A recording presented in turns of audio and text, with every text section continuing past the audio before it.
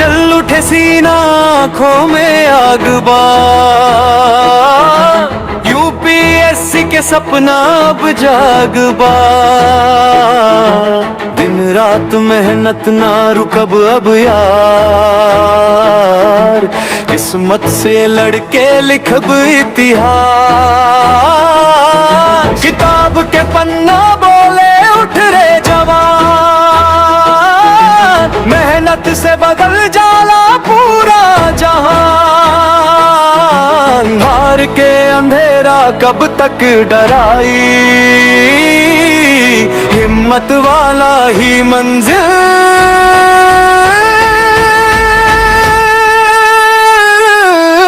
पाई।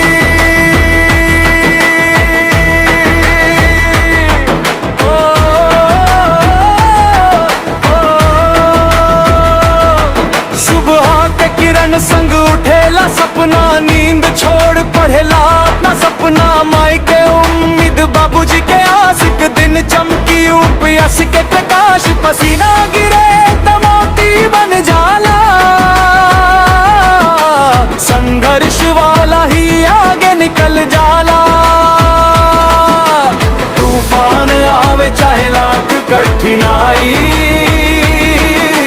मेहनत के नाव कभी ना डुबाई।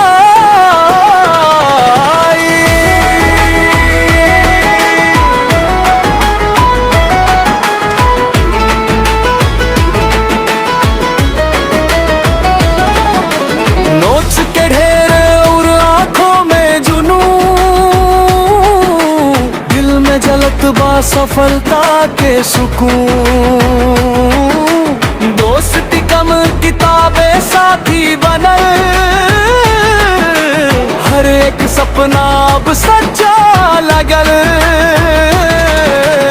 आज भले दुनिया हंसे तो हंसे, कल तो हर नाम अखबार में छपे। देश सेवा के दिल में अरमान, यूपीएससी वाला बनी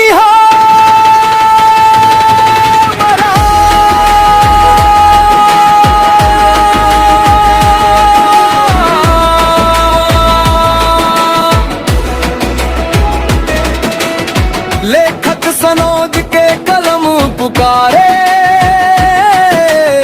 हार मत मान तू आगे बढ़ जा रे,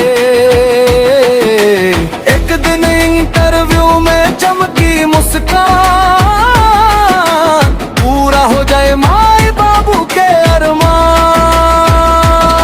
ना डर असफलता के रात से। सूरज निकलेला हर अंधियार से, जोश के आग दिल में जला। यूपीएससी वाला इतिहास।